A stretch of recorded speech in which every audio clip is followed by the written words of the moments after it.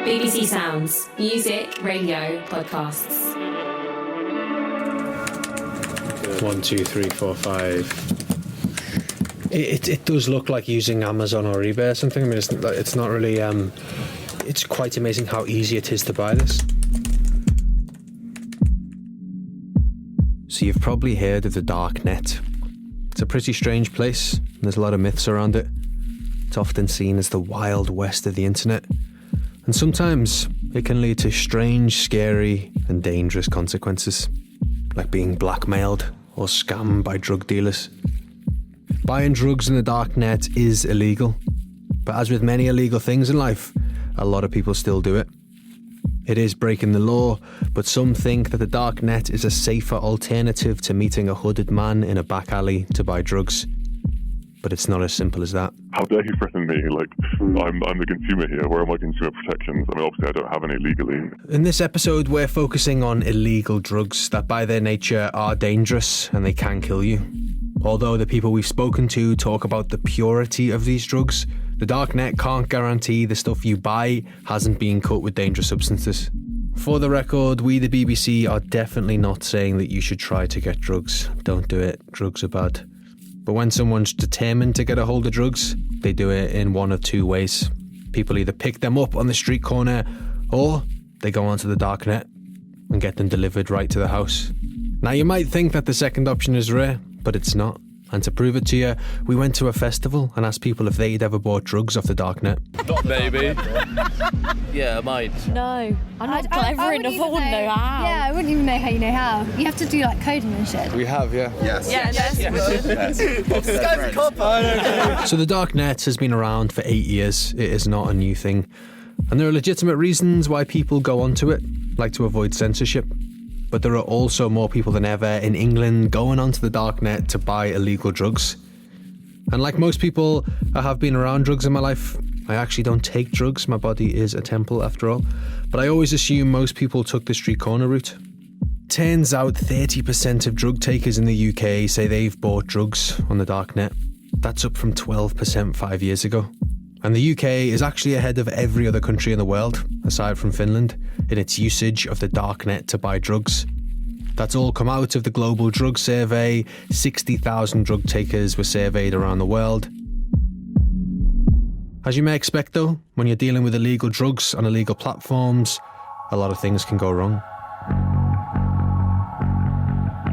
Your computer, email and smartphone are hacked. We have all your photos, personal correspondence and access to bank accounts. Send at least 0.05 bitcoins to this address or you're going to be on the list leaked to Europol and the FBI. Here at the next episode, we've seen hundreds of users on the darknet saying they've been threatened whilst trying to obtain drugs. I have a website on the deep web. I sell damage to business and injury. This week, someone spoke to me and gave me the mission of pouring acid in your face. It's a task that is done quickly, hurts, and lasts forever, without too much fuss. I'm Ben Zand. This is the next episode. Welcome. All right, so I actually want to look at the dark web myself because I haven't really spent much time on there. The only way we can actually access it is to go outside the BBC and have a specific laptop because the BBC are terrified of someone hacking into the system. So Poppy, the producer's gone to get me one. Here it is. This is the naughty laptop. We're allowed to access the dark web on here, so don't use it in the BBC grounds and don't use your own laptop. Oh, I promise. I feel like my mum's shouting at me or something. Like your mum. Has it blocked all the naughty websites? All right, cool. That sounds so creepy.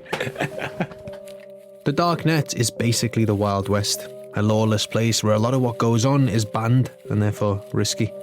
Billing up dobs. They could never try to stretch for a mug. Big dog can't beat the man their pug, and I won't stop doing grime like chipmunk. Hello, I'm here. Hey, can you hear me? Yes. You don't have a name because you're going to be anonymous. What would you like your kind of pseudonym to be? You get to choose. Jack Bridge. Jack Bridge. Interesting choice. Where did that come from? It's an inside joke. All sorts of things can go wrong. Jack bought drugs from a darknet marketplace that was shut down by the authorities, and when this happens, sometimes the police get a hold of buyers' information from the site. I did lose some money when Alphabet got shut down by the police. There was an order on there outstanding and some money left in as well. So how did that happen? So I'd gone on to Alphabet, which is, I think, was the biggest one at the time, and put an order in. And I think they normally said, you should expect to receive it within 2 or 3 days. And a couple of days had gone, so I thought I'd log back on. And the website had just gone down. So I thought that was a bit odd because I've not seen that before. And then I sort of did some Googling and sort of saw these stories that the police had shut it down. So I think the order was worth about 300 quid, and then there's probably about another 200 left in there as well. So it's quite a big one to take on the chin. Again, we are not condoning the buying and selling of drugs. Stay in school, guys. But chatting to people like Jack, it's pretty obvious that things in the dark net are changing.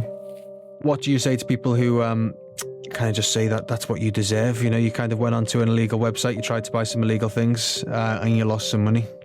I'd agree. That's the risk you take. So that is the risk you take.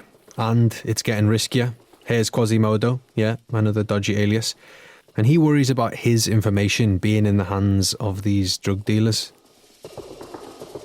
I realise that I'm still sending something to someone that they could do whatever they want with it. In theory, they're supposed to destroy any identifying information the second that they ship something out. Do they do that? Probably not.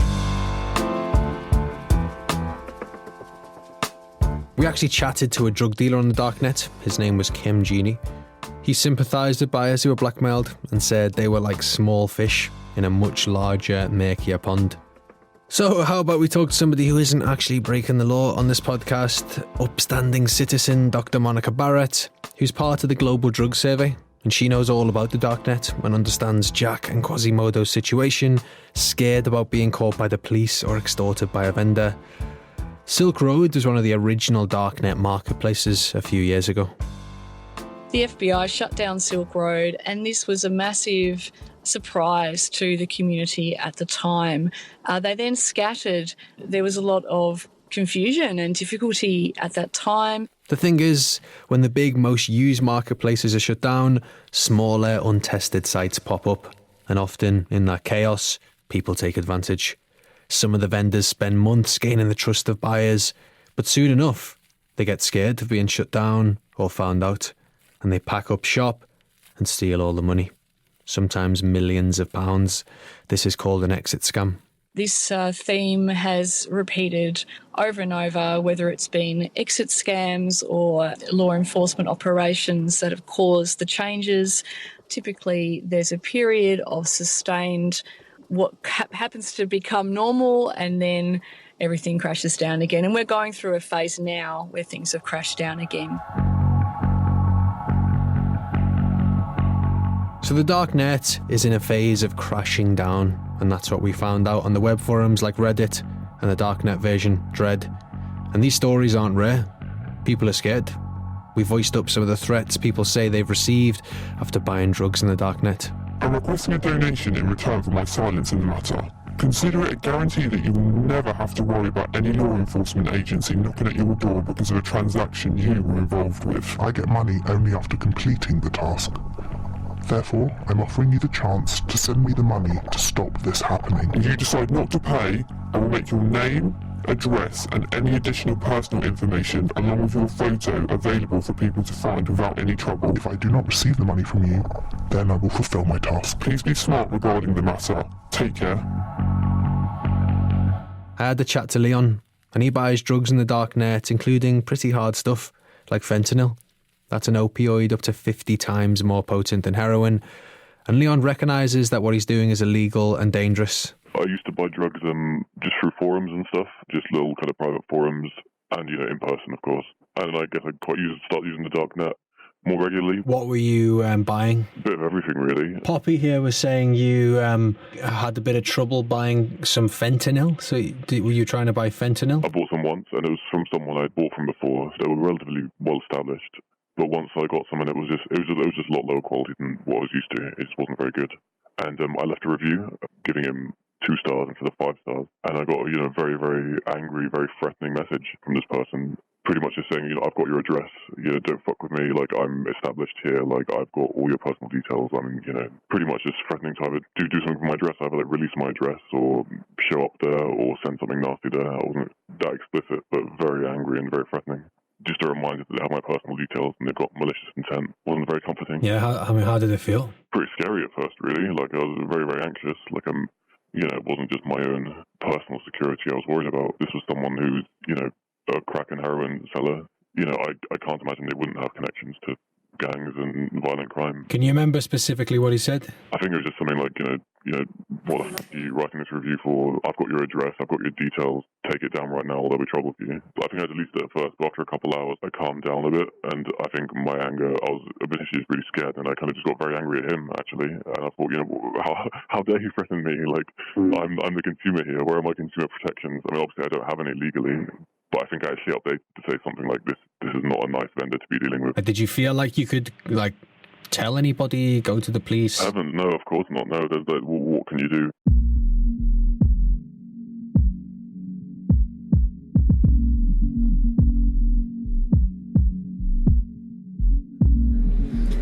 Chris Montero is a darknet expert, and he's like a self-appointed sheriff of the darknet. He uses his tech skills, he claims, to shut down websites he disagrees with, like hitman services, and he reckons he totally gets the dangers of the dark web. To keep a low profile and to make sure our communications weren't being monitored, we met him in a noisy hipster cafe. The police are limited in what they can do. They could, for example, run their own scam sites and honeypots, but I believe they're not allowed to do that under various legislation. This creates a open market which cannot be shut down for scammers and fraudsters. As a result, you have illegal commerce and scams, and the police may go after the illegal commerce as much as they can. They also have large information operations aimed at sellers of stolen data and drug dealers, but they have jurisdiction issues. You only have to have a mandate to go after, in the first case, people under their own jurisdiction, so the NCA would go after the UK. Yet these markets are international, with vendors from around the world. Is it an example of how ill-equipped, I suppose, the British authorities are to handling crimes in the cyberspace? Yes, I think the police are ill-equipped to deal with this. On areas such as drugs, well, we have, of course, I think the headline goes, drugs win war on drugs. If you manage to arrest a number of drug dealers, be it internationally or nationally, you do very little to prevent the demand for people to buy and sell drugs. If you create a scarcity of sellers, then more sellers up their game. If buyers can't trust one website, they move to another website. It's very questionable whether it's worth police resources going after these people buying drugs online compared to buying them offline, where they're associated with more criminal gangs, violence and risk. And I think the lack of focus on online drug dealing from the police reflects that it's not actually their priority. I mean, if I am on the internet and I've tried to purchase some drugs and then I get scammed, what will the police do to help me if I get in touch with them? They will do nothing. Chris really does not think that the authorities are up to scratch when it comes to policing drug sales in the darknet.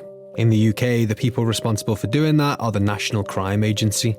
And we asked them what they thought about Chris's comments and the other stories here.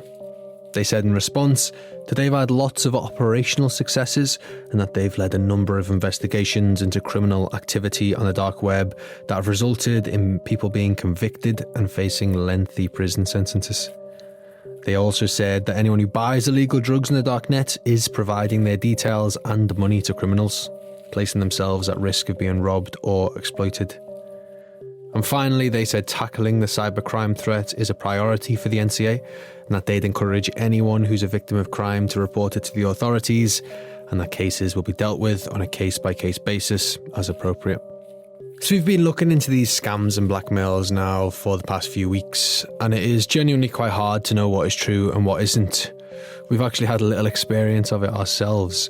So we had a phone call with a guy who runs a website that offers test results for drug purity tests. Then they carry them out and then post them online. And then out of nowhere, we got this email in our inbox from someone calling themselves JXD111. I'm aware you intend on featuring an interview with this guy regarding his website. Have your researchers done their job properly? He's an active drug vendor, notorious for blackmailing people who inconvenience or annoy him, and the website is his self-confessed means of laundering the proceeds from his vending. I mean, receiving that gave us a sense of how much this stuff can freak you out. Like having no idea if it's real or not, and most importantly, no idea what to actually do about it. If you're concerned about any of the stuff that's come up in today's episode, you can get help online at bbc.co.uk/action line, and there's also a good charity called getsafeonline.org.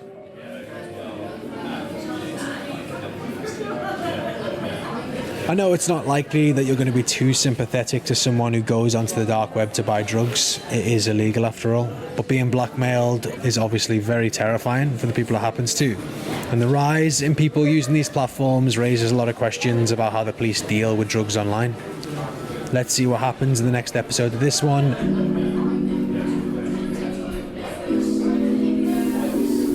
Thanks to everyone involved in today's podcast. If you're into the next episode, we're calling it TNE now because we're cool like that. Feel free to get in touch at TheNextEpisode at bbc.co.uk. And also, as always, tell all your mates. Cheers to the musicians too. All of the songs come from BBC Music Introducing. To end, here's a good one. Arlo Parks with the track Romantic Garbage. See you in a bit.